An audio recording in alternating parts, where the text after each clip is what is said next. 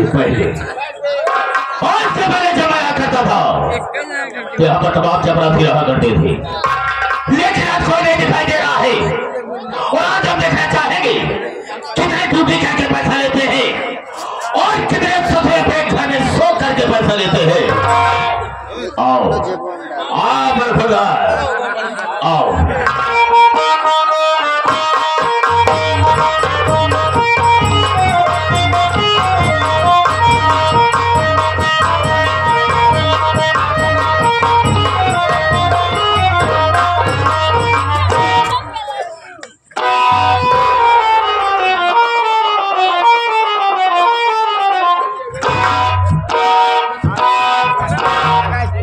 देरी हो गई, आवाज साहब बड़े से आगे विराजमान हो गए हैं।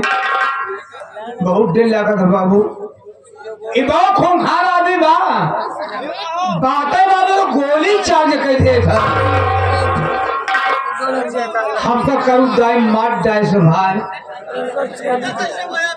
कई मरतबा हम मर चुका ही। भार कितना जब मर जाई, जब भगवान किए जाई ने हुआ जो भगवान हमारे संपर्क ही नहीं करिया।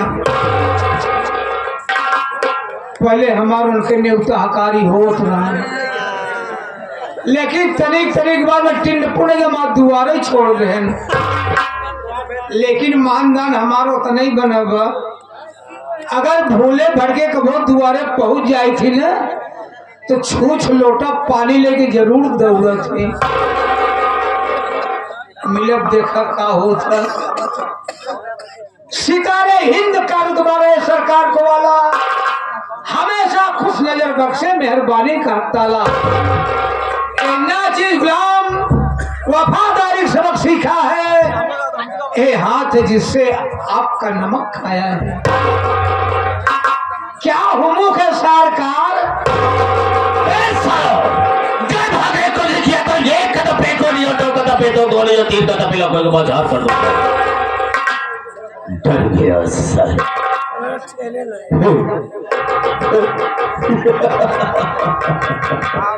लो डरने का नहीं, जो डर गया सो मर गया। हम तुझे गोली नहीं मारेंगे, लेकिन इतना जानना चाहेंगे कि सबसे पहले हमारा मुझे आना चाहिए, तुझे आना चाहिए, कारण क्या, मकसद क्या है और लेट आने का मतलब क्या है। बताने के पहले मैं तुझे आगाह करता हूँ, हिदायत देता हूँ कि जो मेरे सामने झूठ बोलता है और गलत बात का इस्तेमाल करता है, गोली अंदर और दम बाहर। बेटा जितनी बात बता रहा तो बिल्कुल सही बता। हम झूठ बोलकर न करो बाबू, जब आप पहुंचा कहाँ सबके सारे इधर से बात हो, लेकिन तुझे पंच की तरफ से मारूंगा तो खोपड़े का ढक्कन खुद बाहर ले जाएगा। मैंने तुझसे पूछा कि लेट आने का मतलब क्या है, लेट क्यों आया? लेट के काहे आए बाबू बताओ। उठा करके फेंक दूंगा, साले 5 फीट ऊपर चले जाओ, कुत्ते क्यों ना। कहाँ का बहरान सुनाई नहीं देता? मैंने कहा कि देर से क्यों आया? देर काहे हुई बता मुझसे। का बताओगे के लिए मारे जरूर। ए बाबू, आज हम यमराज के बेवकूफ बना के आवत बाटे। एक बार जैसे करूंगा, एक बार फाड़ कर फेंक दूंगा साले। अबे तो भगवान को बेवकूफ बना कर रहा है, लेकिन वो कैसे, हम भी जानना चाहेंगे। आप बार ये बता दे बाबू।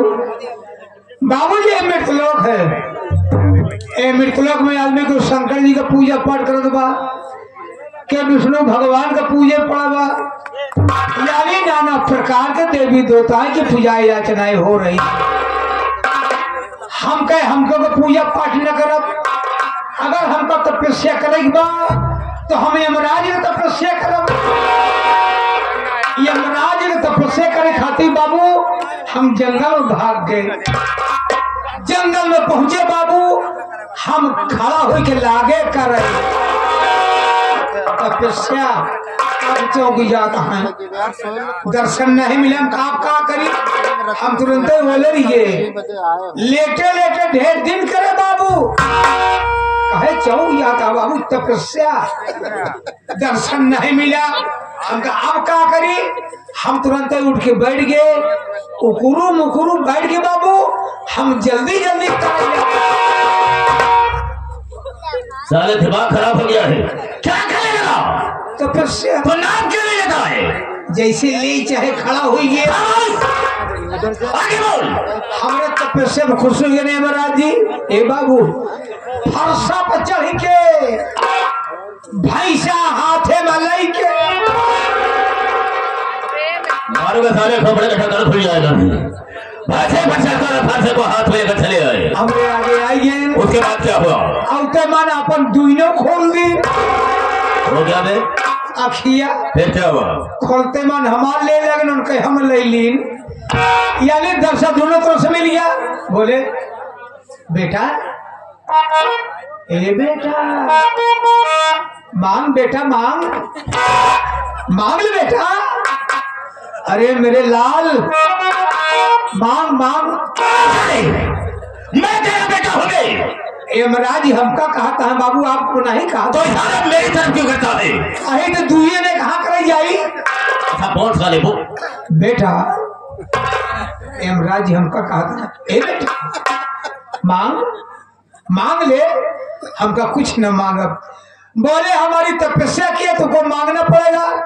हमका ठीक में मांगब, 3 चीज मांगब, अपने खातिर न मांगब, सब तोहरन खातिर मांगब। यमराज हंसला कैसा भगत देखबा न भाई कि जौन भगत हमारे खातिर मांगे। बोले ठीक है तुम्हारी मर्जी है, तू मांग ले। मौका पाए मांग लीन बाबू। हम कहे अगर आप खुशी आई तो तोहरे भैंसे वाली सिंह ये वाली बा खाली हो के आपस में एक हुई जा। हे बाबू कहते मान इतनी मोर सिंह इतनी बड़ी भैंसों के बीचों बीच खोपड़िया पा एक ही हो तो गई। बोले दूसरा बरदान नाम का मांगब कैन मांग। हम कहे अगर आप खुशी आई तो आज आप यही सिंह ऊपर बैठ जाए। यमराज हक बकाई है सिंही पर कैसे बैठे, लेकिन हारी बा जंजाल फंसा बढ़िया का करे सौदा करे। यमराज पता नहीं का सोचन बाबू, वही सिंह ऊपर जाए के ऐसे हाथ से बैठे गए। हिसाब किताब बदल हाथन जी भी निकली है वो दिखा वही पर छटपटा था रे गा। अरे गा गा गा, अरे गा गा गा गा गा। वही को कहता हमारे रे मांग मांग तीसरा मांग मांग मांग। हम कहे मंगबे करब का कहूँ जाता है कहा कहने जात नहीं आ जाता बा। मौका पाए तीसरा मांग ले। हम कहे अगर आप खुशी आए तो तोरे भैंसा वाली सिंह जैसे रही वैसे फिर हो जाए। लाग सिंह लग हो लागे चाचा फैला। बोले बड़ा बदतमीज है बे सुअर की औलाद। भागे भागे भागे। जब कैन भाग में इतने में मोर रखिए खुल गई।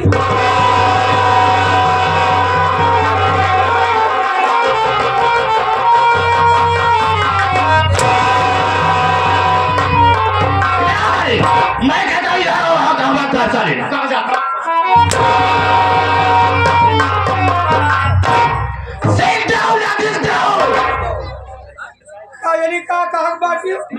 क्या कहा बे?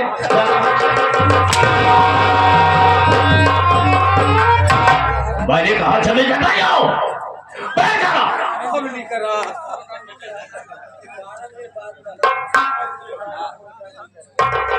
इसे क्या और भी सारे को क्या बारे जब मारे हैं ना। हाँ पता नहीं क्या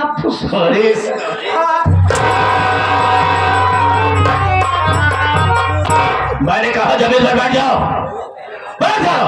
ए भगवान भगवान के बच्चे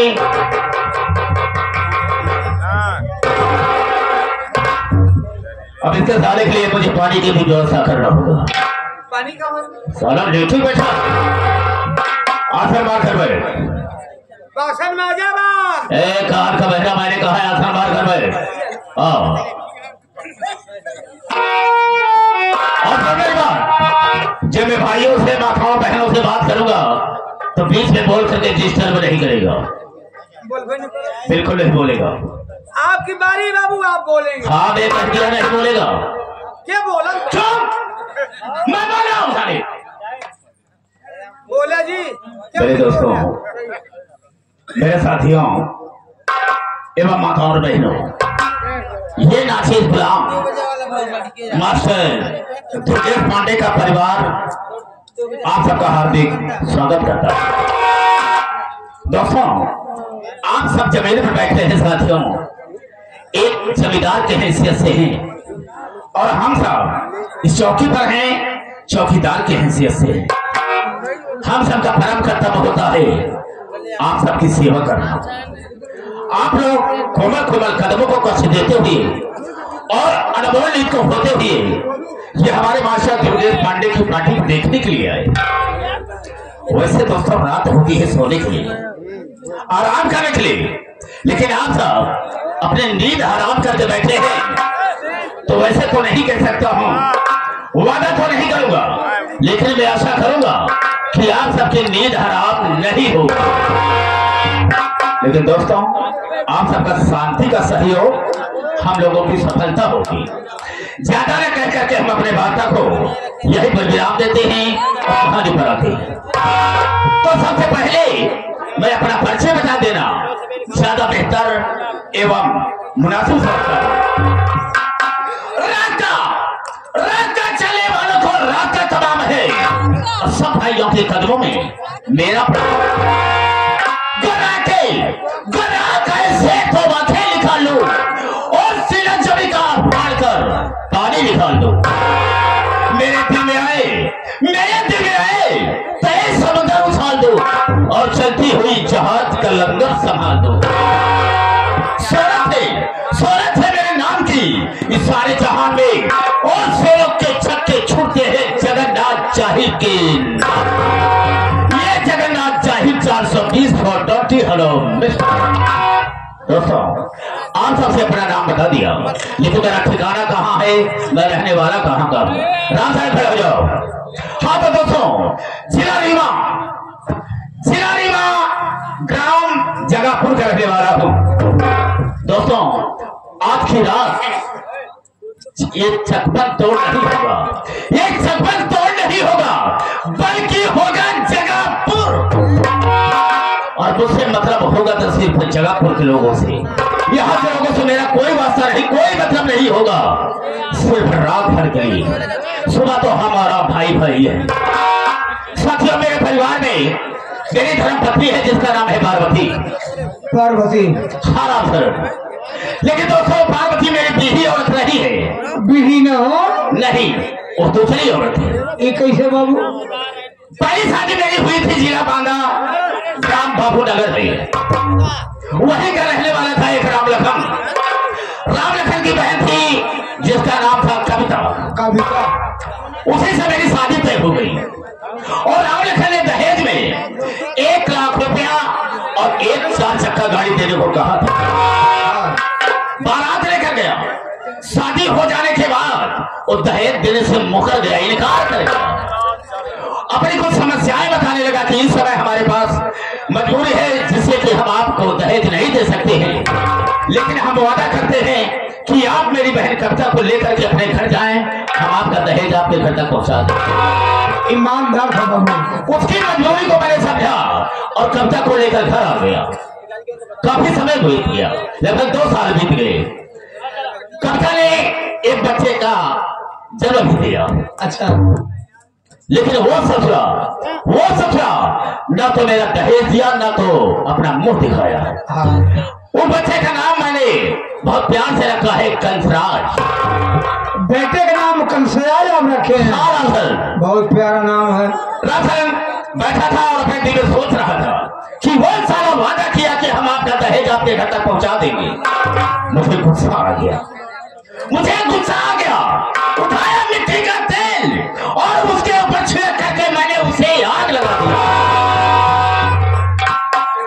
सारी जलकर राख हो गई। यानी पहली पत्नी कविता आपकी खत्म हो गई। हाँ सर, मैंने मैंने में सोचा कि मेरा बेटा कंसराज बहुत छोटा है, इसकी परवरिश तो हम कर नहीं सकती, इसे माँ की जरूरत है।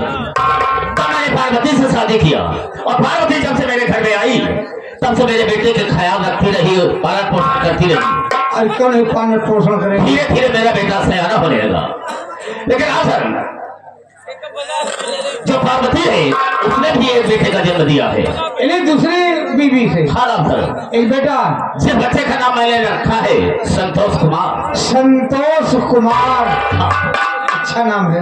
कंसराज धीरे धीरे सयाना हो गया। अपने दिन में मैंने सोचा कि हम अपने बेटे की शादी कर दें ताकि अपनी जिंदगी को चैन से बिता सकें। हर गार्जियन अपने बेटे कंसराज की मैंने शादी कर दिया और बहुत बड़े घर में शादी किया हूँ।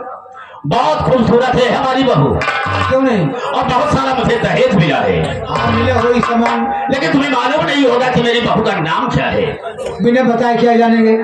राधा, बहुत प्यारा नाम है उसका। क्या? उसका नाम है कलयुगी देवी। बहू का नाम कलयुगी देवी? हाँ सर, अच्छा नाम है। राधा को समय बीतने के बाद कलयुगी देवी ने भी एक बेटी का जन्म दिया। हाँ। जिस बच्ची का नाम मैंने रखा है शिखा। शिखा। और शिखा को जब तक मैं देखता नहीं हूँ मुझे तसल्ली नहीं मिलती है, इसलिए कि हमारी नकली है ना। क्यों नहीं? बहुत प्यार करता हूँ उसे। क्यों नहीं प्यार करेंगे? राजन, वो कंसराज अपने परिवार के साथ में रह करके अपनी जिंदगी को बिता रहा है। लेकिन वो जो संतोषवा है वो ठीक काम नहीं किया है। और क्या ठीक काम नहीं किया? अरे बहुत सफा अपने मनमानी काम किया है। मनमानी काम करने का मतलब ये कि एक दर बदर की ठोकर खाने वाली से भिखारन से सारा शादी कर लिया और इस समाज में मेरी बेइज्जती किया है। आप बेइज्जती खराब हुई। अब अबे इज्जत खराब हो गई या बेइज्जती खराब हो गई? आप इज्जत गई। लेकिन वो सफरा से दूसरा अपने मनमानी काम किया है तो अपने हक में तो अच्छा किया है, लेकिन मेरे लिए अच्छा नहीं किया है। ना तो हम उसे चैन से रोटी खाने देंगे और न ही चैन से जिंदगी जीने देंगे। हम उसे बर्बाद कर देंगे। ये रहा जगन्नाथ साहिब का अगला सो फिर के बाद वक्त का इंतजार।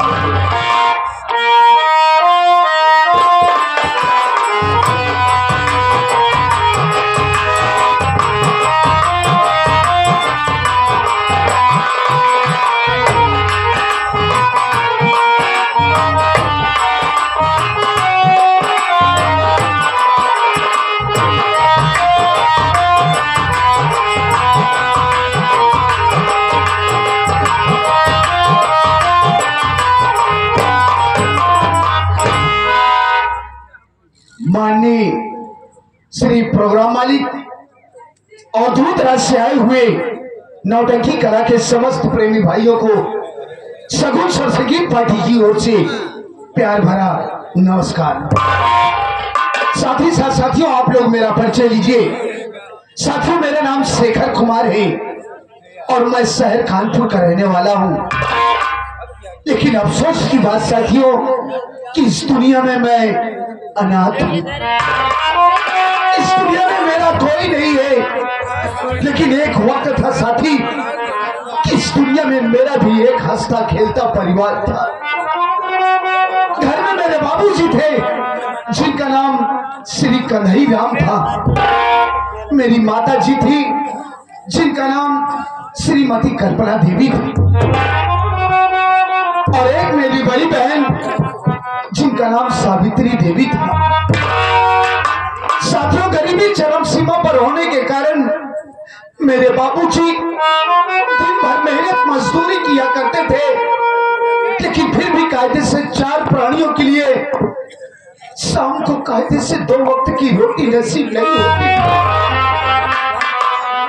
मेरे बाबूजी जब काम पर से शाम को घर आते तो मेरी माँ से यही कहते, अरे वो कल्पना, अरे जरा अपने दोनों मासूम बच्चों के चेहरे के ऊपर नजर डालो। इनका ये मासूम चेहरा मुझसे देखा नहीं जाता है। मैं दुनिया का पहला ऐसा बदनसीब बाप हूँ। कितनी मेहनत मजदूरी करने के बावजूद भी मैं कांटे से अपने बच्चों का पेट भी नहीं भर पा रहा हूँ। अरे धिक्कार है मेरी जिंदगी में कल्पना। ना जाने क्या बात मेरे बाबूजी ने अपने दिल दिमाग में सोचा और उन्होंने वहीं पर हमारी नजरों के सामने ही मेरे बाबूजी ने अपने आत्महत्या कर ली।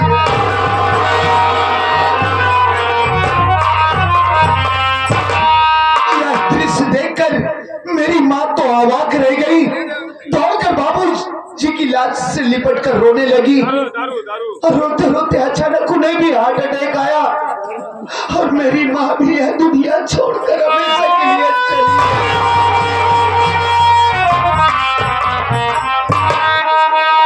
मैं और मेरी दीदी बाबूजी और माँ की लाश से लिपट कर रोते रहे। अचानक ना जाने क्या बात मेरी दीदी ने सोचा, वो भी मुझे वहीं पर तन्हा रोता बिलखता हुआ छोड़कर मेरी दीदी न जाने कहाँ चली गई। मेरी उम्र लगभग 8 वर्ष की थी। बाबूजी और माँ की लाश से लिपट कर रोता रहा। गांव वालों ने मुझे समझाया कि बेटा शेखर, अरे रोता क्यों है बेटा, इस दुनिया में जो कोई आया है उसे तो एक न एक दिन जाना ही पड़ेगा बेटा, सब्र से काम ले। हम गांव वाले हैं ना, हम तेरी सहायता करेंगे। गांव वाले की सहायता से किसी तरह माँ और बाबूजी का दाह संस्कार किया। उसके बाद 8 वर्ष की उम्र में ही मैं शहर में जाकर ईंटे गारे का काम करने लगा। जब गांव के बच्चों को स्कूल जाते देखता तो मैं भी यही सोचता कि आज अगर ऊपर वाले मालिक ने मेरे बाबूजी मेरी माँ को न छीना होता तो मैं भी अन्य बच्चों की तरह स्कूल पढ़ने के लिए जा। मुझे रोता हुआ देखकर मेरे गांव के कुछ लोग मुझे समझाए कि बेटा शेखर रोता क्यों है, अरे तू पढ़ना ही चाहता है ना, तू फिक्र मत कर बेटा, हम तुझे पढ़ाएंगे। गांव वालों ने मेरा दाखिला स्कूल में करवा दिया। मैं अपनी पढ़ाई जारी रखा। छुट्टी के दिन में शहर में जाकर ईंटे गारे का काम कर लिया करता था। लेकिन साथी धीरे धीरे वक्त समय गुजरता गया। मैं धीरे धीरे सयाना हुआ, यहाँ तक कि मैंने ग्रेजुएशन किया, ग्रेजुएट बना और ना जाने कितने डिपार्टमेंट में मैंने ऑनलाइन ऑफलाइन फॉर्म अप्लाई किया नौकरी के लिए। लेकिन साथी मेरा नसीब ही ठीक नहीं, आज तक मुझे किसी भी भाग में कोई नौकरी नहीं मिली। आप लोग ही सोचिए कि एक पढ़े लिखे नवयुवक के लिए उससे शर्म की और क्या बात हो सकती है कि वो नवयुवक इतनी पढ़ाई लिखाई करने के बावजूद भी शहर में जाकर ईंटे गारे का काम करे। या ऊपर वाले मालिक इस दुनिया में किसी को गरीबी न दे भगवान, मौत दे दे पर किसी को बदनसीबी